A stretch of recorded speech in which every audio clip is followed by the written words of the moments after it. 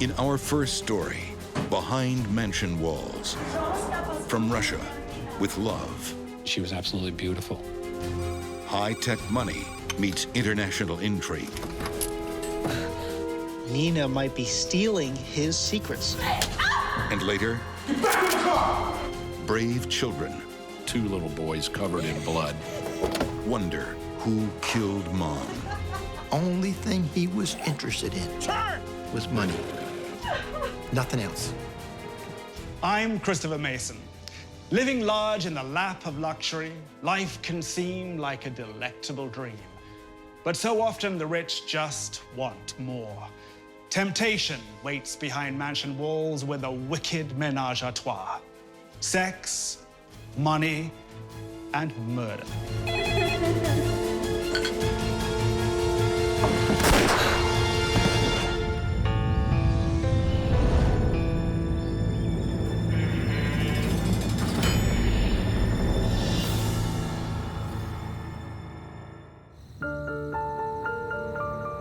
On a Saturday evening in the hills behind Oakland, California, Ellen Doran makes a desperate phone call to her best friend, Nina Reiser. Called and called and called, and nobody answered. Nina, I'm really worried. She was supposed to meet Ellen at 6 p.m. for dinner that evening on September 3rd. Ellen knows Nina well enough to know that something is very wrong. Nina never showed up to meet with her friend. Nina Reiser is a typical Oakland soccer mom with a twist. Nina grew up in Russia. Nina was well-educated. She was a doctor, and she was an OB-GYN. There was no mistaking that Nina was beautiful. She drew people in with her personality and her looks. Her disappearance strikes a chord with Henry Lee, a reporter at the San Francisco Chronicle. I covered this case from the very beginning. When the first few news bulletins came out that Nina was missing, I immediately knew something was unusual. Nina, 31, is separated from her husband, 43-year-old Hans Reiser. On the day she disappears, she is on her way to drop off their 2 children after a custody visit. Nina took her 2 kids to a supermarket in Berkeley, and this was caught on camera. And it was then up to Nina to bring the kids to Hans's house in the Oakland Hills. It's just another Saturday drop-off in just another fractured American family. Her 7-year-old son, Rory, says he waved goodbye to Mom that day. I'll see you both later.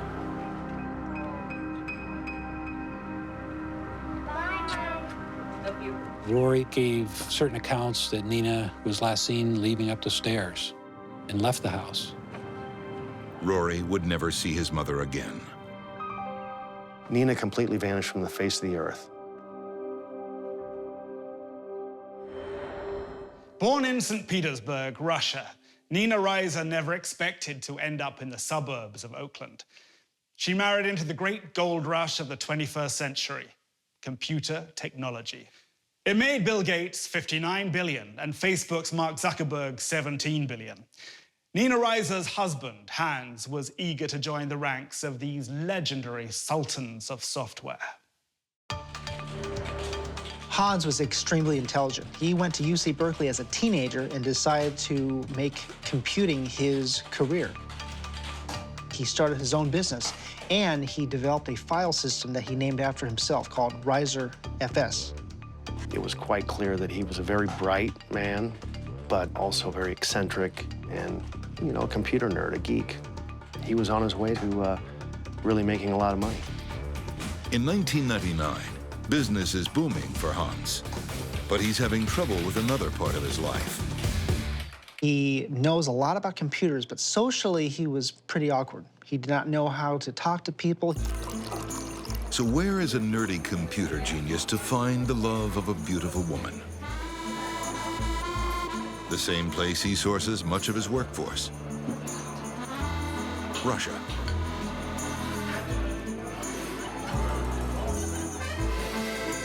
While he was in Russia, he would frequently date women, sometimes out of catalogs. On one of these dates, Hans falls for the translator, Nina. She's exotic, intelligent, beautiful. Her mother and father were both doctors, and they lived in the well-to-do Russian middle class. So she wasn't one of these desperate women trying to escape a horrible situation. Nina herself is a doctor, eager to practice in the U.S. But is it true love or a big opportunity? It's hard to know what it was about Hans that captured Nina. He was an American man, seemed to be quite successful. There were several people that thought that maybe she was a gold digger, kind of looking for her ticket to the States.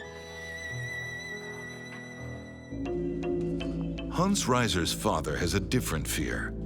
Hans has some big backers, including the U.S. Department of Defense. Does his new wife have a hidden agenda? He believed that Nina might be stealing his secrets. By 2004, Hans and Nina have 2 children and a marriage that's heading for the rocks. Does that mean we can go to the pool? Hans didn't want Nina to become a doctor. In fact, he wanted her to stay home, have more children, and then really tend to the home activities and be a housewife or a homemaker. Nina believed that she was like a locked bird in a cage, unable to get out, constrained by her husband, and told what she could and could not do. Hans is also away on business in Russia for long stretches. So he arranges for some wife-sitting. He left his best friend to look after Nina, pretty much with the instructions of, you know, take care of her, make sure nothing happens to her. And that was the beginning of the end.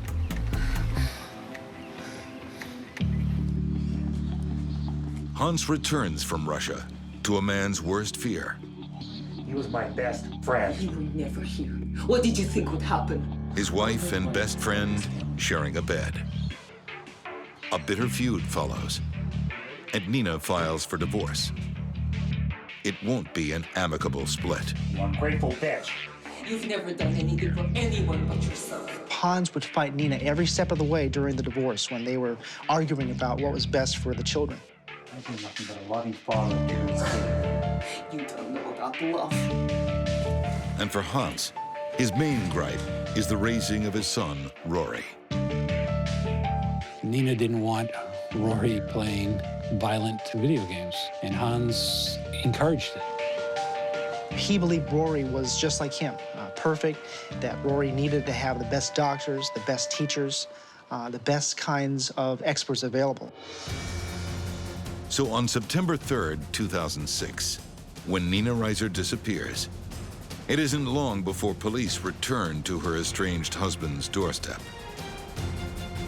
The police were quite interested in talking to Hans to find out where Nina was. Certainly, he was the last person who had seen her, and he might have some valuable information.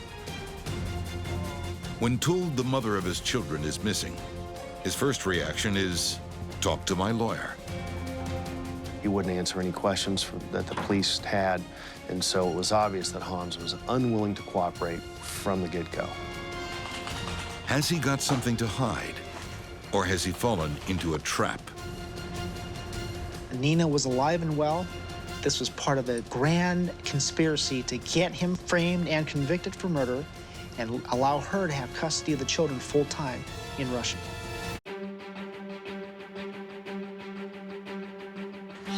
Infidelity, divorce, custody, money, jealousy, and anger. It's fertile ground for murder. Nina completely vanished from the face of the earth. When Nina Reiser disappears from Oakland in 2006, police soon fear the worst. She just wouldn't up and leave. She had ambitions. She had a new job. She had just gone to the store and she had bought groceries. She was last seen by her estranged husband and their children on a Saturday afternoon on Labor Day weekend. last known place that she was at Hans's home at probably 2:15, 2:30. 6 days later, her car is found abandoned just 2 miles away. All of the groceries from her shopping trip were sitting in the back of her car rotting. Her purse was there, her money was there, her wallet, credit cards. And her cell phone. The battery is removed. I mean, people just don't drive around with the battery removed from their phone. With the battery removed, the cell phone can't be tracked. Police turn to suspect number 1, the estranged husband, Hans Reiser. Hans won't talk to the cops. He seems to be worried that bigger and far more dangerous fish are on his tail.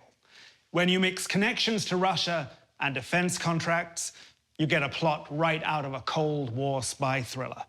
And right now, Hans Reiser is acting like he's in the starring role.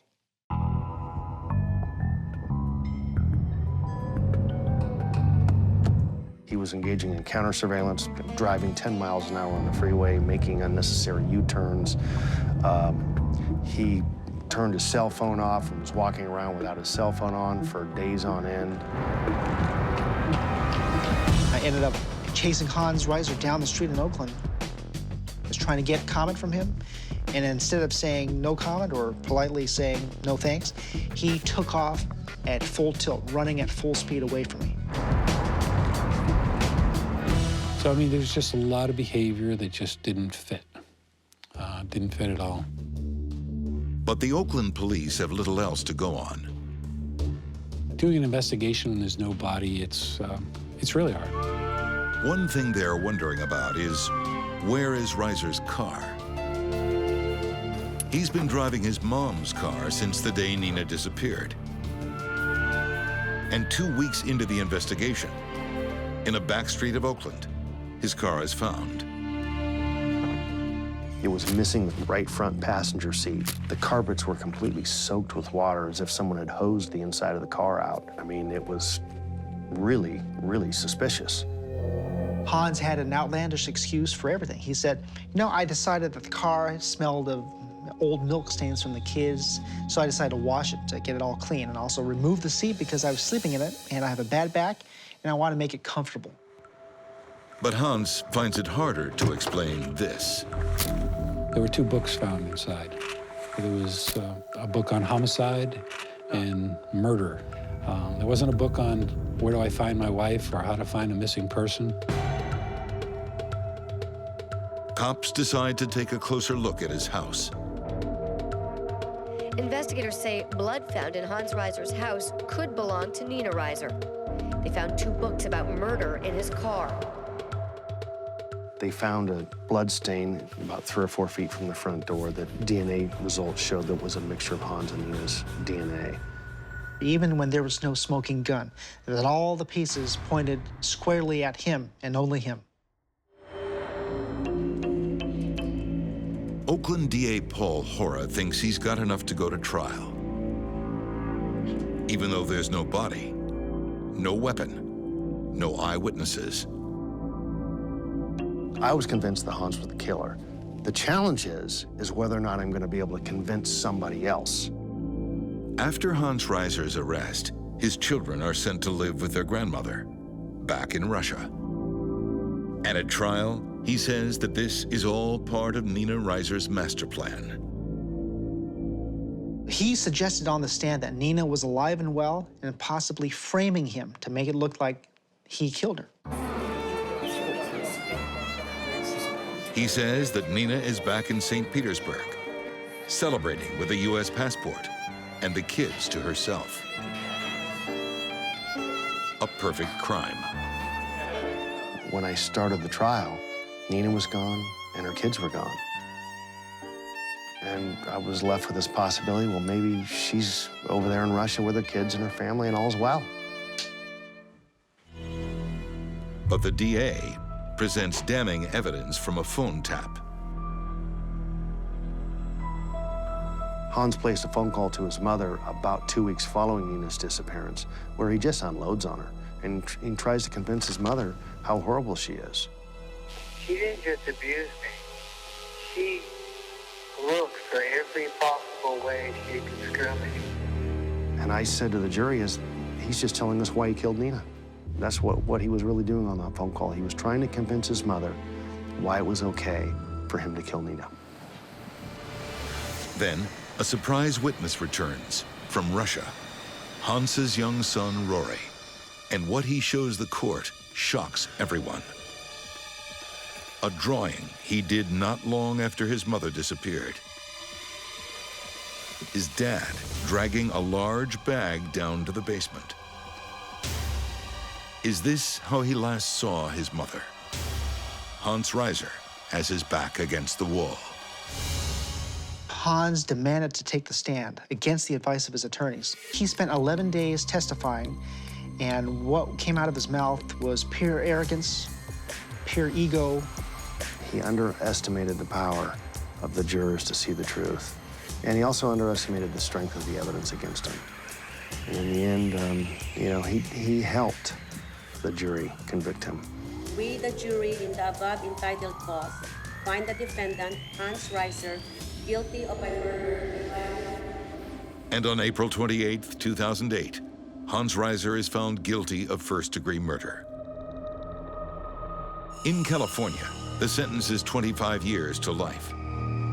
That gives Hans pause for thought. Before his sentencing in July, I made a deal with him because Nina's family was desperate for the recovery of Nina's body. And I agreed that I would reduce his first-degree murder to a second-degree murder conviction. In exchange, he would have to show me the location of Nina's body, he would have to tell me how he killed her, and he would have to waive all of his rights to appeal. He finally admitted that he did, in fact, kill Nina. Handcuffed to his attorney, Hans leads police up into the Oakland Hills. And less than a mile from his house, Police used shovels and began digging, and they found a sleeping bag buried inside the hole. And eventually they exhumed the sleeping bag and found Nina's body inside. Nina Reiser's body in a bag, just like the one in her son Rory's drawing. And to get his plea deal, Hans tells the real story of Labor Day weekend, 2006. He said that Nina did come to the house and that they started talking about the separation. The two children went downstairs. And Hans and Nina had one last argument, one final bitter dispute. Nina looked at him in a certain way and maybe smiled a certain way that Hans didn't like. Hans punched her and then choked her to death right there on the spot.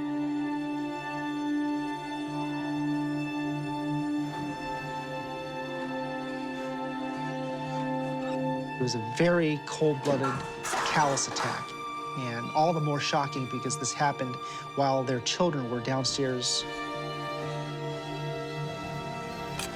And with his trademark efficiency, Hans goes to work, under cover of darkness, with a shovel. He just unceremoniously dumped his wife's body in a sleeping bag into the hole, recovered it, and then pretended that nothing had happened. I'm absolutely certain that Nina's body would have never been found had he not led us to the body. It was such a remote spot in just bushes, and she was so deep in the ground that she would have never been found. Immersed in the sordid tale of his guilt, Hans still tries to wriggle free. He offers a motive for the murder. He says Nina had a rare psychological condition that was causing her to harm their children. In the end, the way Hans justified Nina's death was that he believed that he was killing a woman who was a danger to his children. But there's no evidence to support Reiser's claim. Hans is now behind bars for at least 15 years to life, and unless he pleads for mercy and expresses remorse, he will not be released anytime soon. And while Hans Reiser languishes in Pleasant Valley State Prison, Nina's family is finally able to bring her home. Nina, instead of being buried in a hole in the Oakland Hills, has been taken back to Russia.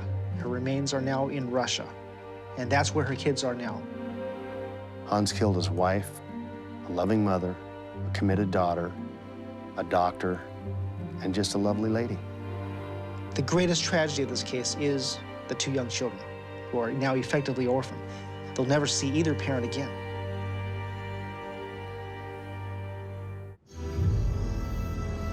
It's Sunday night of Thanksgiving weekend 1992 in the well-to-do suburbs north of Atlanta. They ran hand in hand across the field, approximately 100 yards, to a home that had some lights on. They arrive there and they ring the doorbell. A suburban Christian ministry has some surprise late-night callers. Two little boys covered in blood. Hey, boys, what's happening? What's going on? The boys lead the way to an SUV in a nearby field. When the door is opened, a woman's body tumbles out. There was a lot of blood, there was a lot of gore. Gruesome. Blew half her head off. In 1992, people are being shot on the streets of Atlanta every day. It's become the most dangerous city in America, thanks to the crack epidemic plaguing the nation. But this victim is different. She is Sarah Tokars, the well-to-do wife of renowned attorney Fred Tokars, a wealthy, beautiful mother of two whose death will shock this freewheeling city to its core. This case caught the interest of the whole metro Atlanta area. For Atlanta's elite, it strikes too close to home in wealthy suburban Marietta. Sarah Tokars is one of their own. If she isn't safe here, who is? People were very afraid for their wives, their children. Sarah's husband, Fred, is a big-shot attorney, moving in powerful circles. I came to know him and also his reputation there. Fred was known as being one who was smart, intelligent. He knew a lot of people in the court system, in the political system of Atlanta. He was a real go-getter. Working for the DA's office, Fred is a star prosecutor, locking up the bad guys. And Sarah takes notice. He was dynamic in that he was a very hard-working young attorney. Because of the people he knew, I think that impressed Sarah. Fred's family was an upper-middle-class family, Sarah's family being a well-to-do doctor's family. So they both came from some means. A successful lawyer from a rich family, a beautiful blonde doctor's daughter. It's a suitable match for blue blood breeding. They marry and have two sons. Fred and Sarah were the perfect family, a family that you would expect to see here in the suburbs of Atlanta and in Cobb County. Families like this are rarely touched by murder. Something was just wildly amiss here. Within hours of the murder, Cobb County DA Tom Sharon is called onto the case.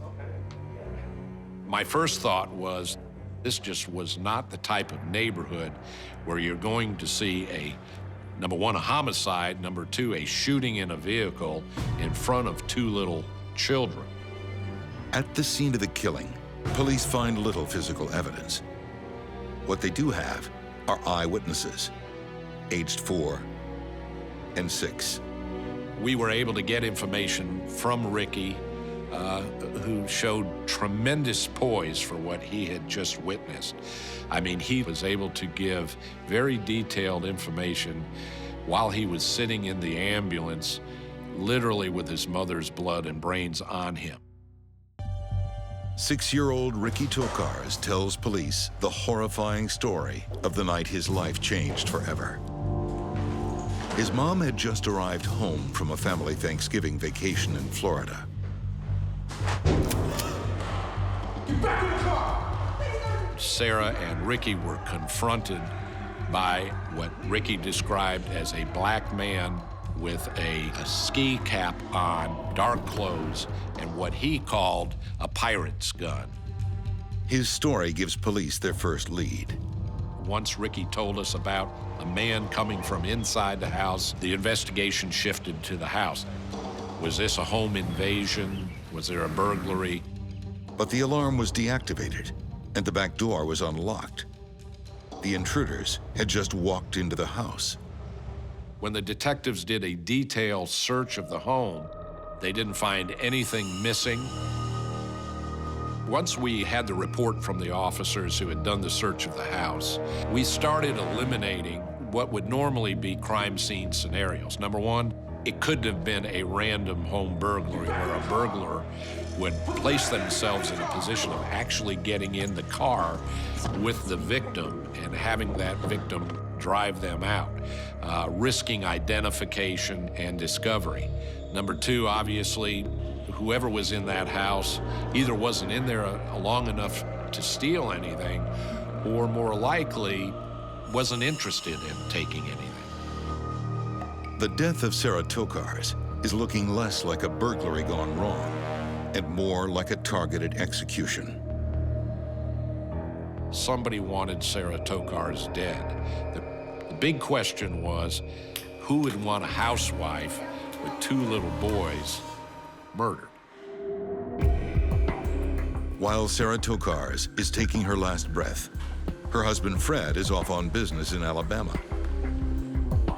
Is he the real target of the killers? As a prosecutor with the DA's office, he had put away his share of dangerous criminals. The detectives wanted to know a list of clients or people that he thought, names, that would have a grudge against him. Is this a Cape Fear copycat? Revenge on a prosecutor's family? Young Ricky Tokars may have the answer as he bravely reveals more about his mother's murder. They got approximately a mile and a half down the road, with Sarah pleading with the man with the pirate gun not to hurt her or her children, that she'd be happy to drive him wherever, but just leave us alone. The man orders Sarah to turn right. Just turn! Turn! Sarah refused, Ricky said, and the gun went off. Her body hitting the wheel caused the vehicle to veer to the left off the road and into an open field. Ricky has been taught that a car should never be left running. His mom isn't moving. He knows he needs to get help. Got out, unbuckled his 4-year-old brother, woke him up, and they ran hand in hand across the field. But there is no helping Sarah Tokars. Random violence or coldly targeted hit. All police have is the eyewitness account of a 6-year-old boy, and not a suspect in sight. We literally did not have anybody that you could point to, that you could even go question. Until one man comes forward who can help those little boys find justice for their mother. She said, if anything ever happens to me, will you promise me that you'll go to the police with everything you know? In the affluent northern suburbs of Atlanta, the wealthy like to think they are safe from the crime that plagues some parts of their city. But Sarah Tokars didn't stand a chance. This was one of the most horrible murders because of the manner and circumstances of the killing. An ex-cheerleader and doting mother shot dead in front of her 2 boys. All police have is her son's eyewitness account. It was a black man with a pirate gun. Her purse and all of her belongings were in the car, so we knew right off the bat that we We didn't have a carjacking or a robbery. While it has all the hallmarks of a planned execution, police are baffled. Why Sarah? But Sarah would not have been surprised. She already feared this day. Sarah Tokars told me if anything ever happened to her, would I take whatever information I had to the police officers. Private Detective Ralph Perdomo was hired by Sarah before her death.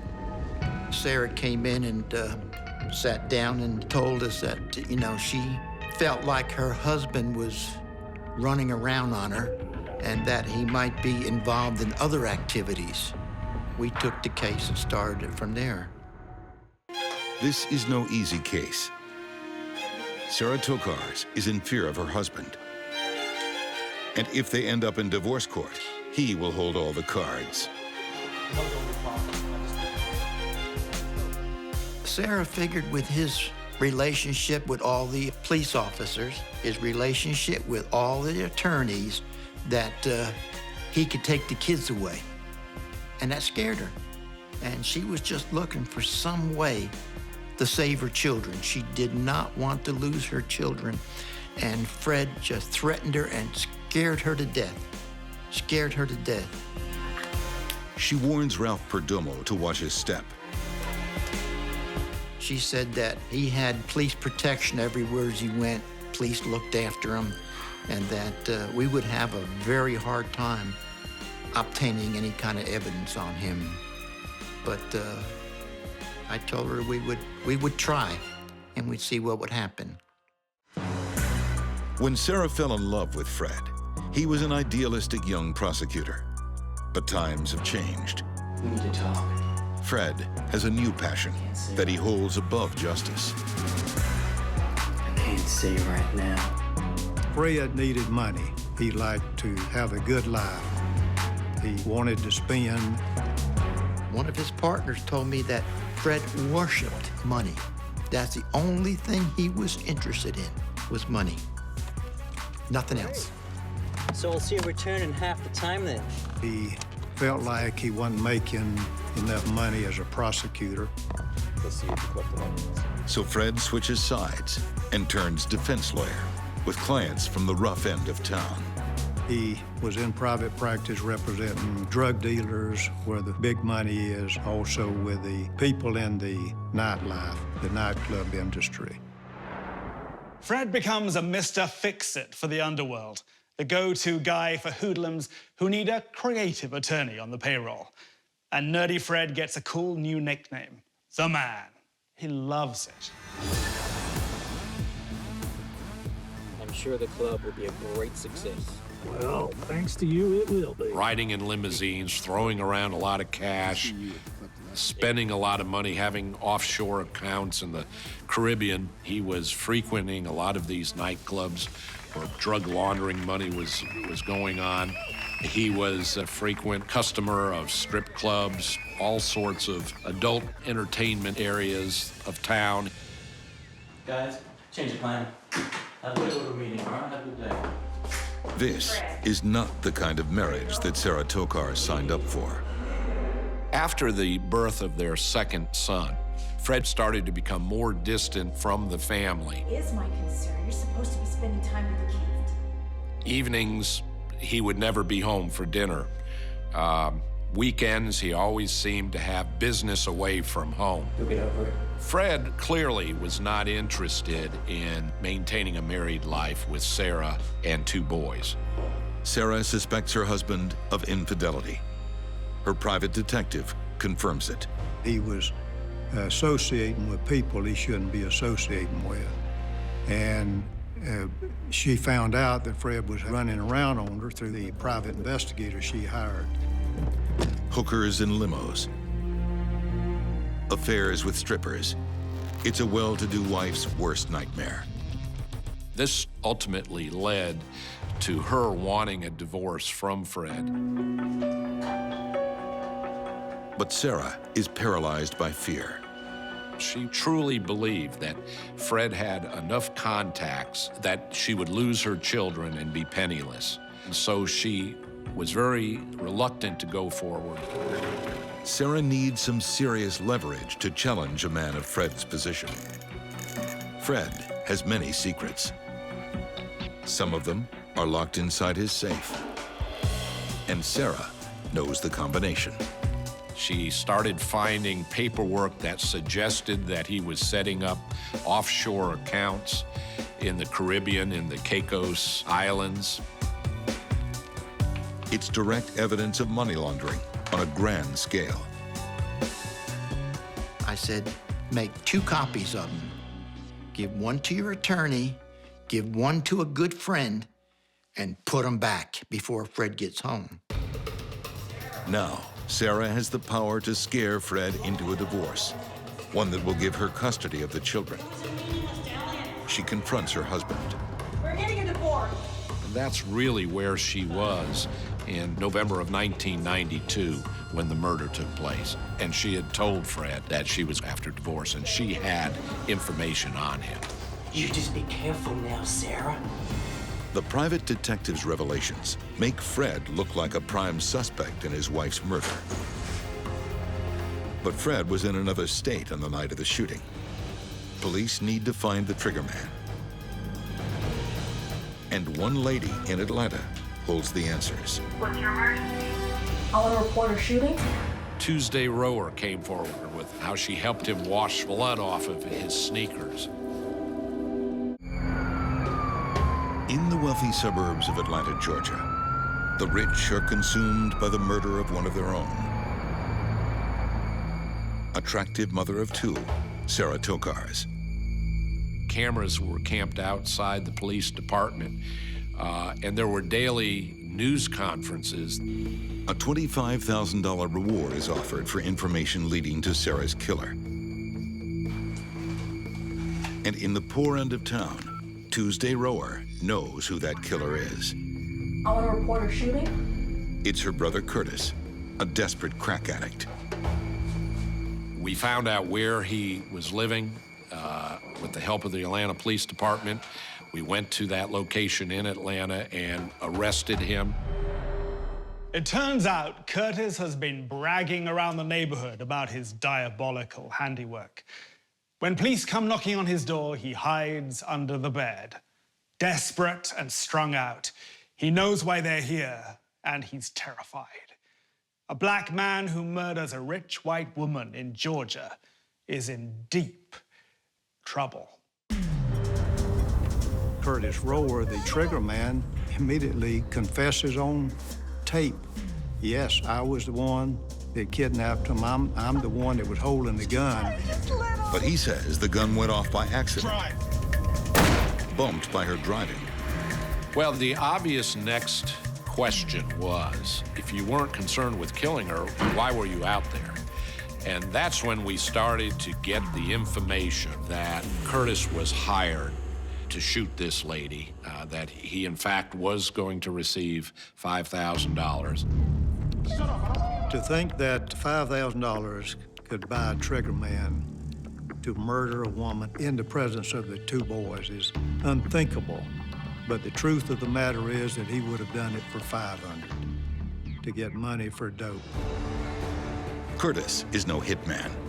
He's a junkie who'd do anything for cash. And now he's got a shot at death row. It's not long before Curtis tells who paid for the hit. A man named Eddie Lawrence. He was about 26, 27 years old at this time. Very clean cut, very dynamic speaker. Twice as fast, sir. He had a home improvement, real estate business. Eddie Lawrence is well known as an ambitious young businessman who looks like he's going places. Within a very short period of time, the police arrested Eddie Lawrence. Eddie has some connections with the big end of town. His partner in a construction firm is Fred Tokars. Curtis Rower's sister, Tuesday, is Eddie's secretary. Investigators now have a direct link between Fred and the man who murdered his wife. Fred is visiting with Sarah's family when there's a call for him. So Fred picked up the phone. Captain Deal with Cobb County Police. Yes, sir. Captain Deal said, Fred, we got great news. I want you to know we've made 2 arrests in your wife's murder. Okay. One of them is your business partner, Eddie Lawrence. Silence on the line. Finally, Fred said, Okay. The next day, Sarah's family can't get a hold of Fred. They rush to his hotel room. They got the hotel manager to come and open it up, and Fred was laying unconscious on the bed. And there was a suicide note, basically saying that he had been hounded by the press. Nobody believed him, that he had just had to end his life. Fred has taken an overdose of pills, but he doesn't die. Sarah's father, a doctor, saves his life. When I got the telephone call that Fred Tokars was in the hospital and had tried to take his life, right on the heels of Eddie Lawrence and Curtis Rower being arrested, we said, we know, we got our man now. Fred Tokars doesn't think so. I emphatically deny any involvement in my wife's murder. He holds a press conference after his overdose, mourning for his wife. The murder of my wife, Sarah, was the most tragic event that has ever occurred to me in my entire life. I am and mourning for himself. I became very depressed and started to think of the lifestyle that I was losing. Not only my wife, but my whole lifestyle. But Sarah Tokars' father is convinced that Fred is lying. He has a simple test for Fred's guilt. Sarah Tokars' father, who was a very sharp man, even for his advanced years, kept pressing Fred. Fred, who knew the door wasn't locked, the sliding glass door to your house? Who knew Sarah was coming home from Florida at this time? Did you tell anybody? Who would want to hurt Sarah? Why? Who knew that Sarah and the kids would be arriving home alone at exactly that time of night? Who could have tipped off the killers to be waiting? Only one person, Fred Tokars. As this questioning continued from Dr. Tokars, Fred started drawing further and further away, and in their estimation started shutting down from them and also the police. It was a period of time where you could see the transformation of the family from nurturing and consoling Fred to starting to question him. 8 months later, Eddie Lawrence cracks. When they saw we had a case on him and we were seeking the death penalty, he decides to cooperate. So he tells it all. Eddie owed Fred Tokars $70,000. If he found someone to kill Fred's wife, Fred would cancel the debt. We need to talk. Eddie also knows all about Fred's laundering of Atlanta drug money. In 1993, Tokars is found guilty of racketeering and sentenced to life without parole. But the state of Georgia wants Fred to pay the ultimate price. In 1997, he goes on trial for his wife's murder. If there's ever been a case that deserved the death penalty, this was one of them. Get in, John. You take care. But Fred Tokars is a top lawyer. He knows just how to play a big criminal trial. And he can bankroll some heavy hitters to sit in his corner. Hello? He had a stellar defense team. He had probably one of the nation's best criminal defense attorneys. It was an expensive defense team. Fred was always maintaining his innocence. During the whole trial, he almost struck a studious, almost stoic appearance. He looked like a young college kid. They'd have him dressed in an open-neck shirt and like a sweater vest. He wore horned-rimmed glasses that made him look almost kind of like a Harry Potter or a very studious student. Showed very little emotion during the trial. Even when his young son, Ricky's testimony was played in court, he showed no emotion, which was a very emotional little crying boy giving his testimony. And while Fred puts on a strong show of innocence, the prosecution has a serious challenge ahead of them. This was a difficult case from a prosecution standpoint. We had to rely on people who were known liars, cheats, and criminals. But Atlanta's underworld gives some compelling testimony. Actually had a prostitute testify on trial that one night Fred picked her up in a limousine. Know anyone who can get rid of her for me? During the course of their riding in the limousine, she knows too much. He told her that he was no longer in love with his wife and, in fact, needed to get rid of her. In March 1997, more than 4 years after Sarah is murdered, the jury finds Fred Tokars guilty. He escapes death row and gets life. Sarah's family were very sorrowful about the jury not imposing the death penalty. They wanted to see the ultimate sentence imposed. On the inside, Fred Tokars has turned informant. Now he is in the federal prisoner witness protection system. His exact whereabouts are a closely guarded secret. There's no lower human being on earth. In fact, he is completely inhumane. He was an extremely selfish individual. What Sarah thought was a good drive to get ahead was a greedy drive to be rich and powerful. I wish I could have done more for her. I honestly, sincerely wish I could have done more for her. Lust, wealth, and power can be dangerous bedfellows, but sometimes the rich just can't help themselves. To punish her infidelity, Hans Reiser killed his wife with his bare hands. Fred Tokars had the mother of his children executed to protect his sordid lifestyle. Sex and money led them into temptation. They thought murder was the only way out. Till next we meet, behind mansion walls, I'm Christopher Mason.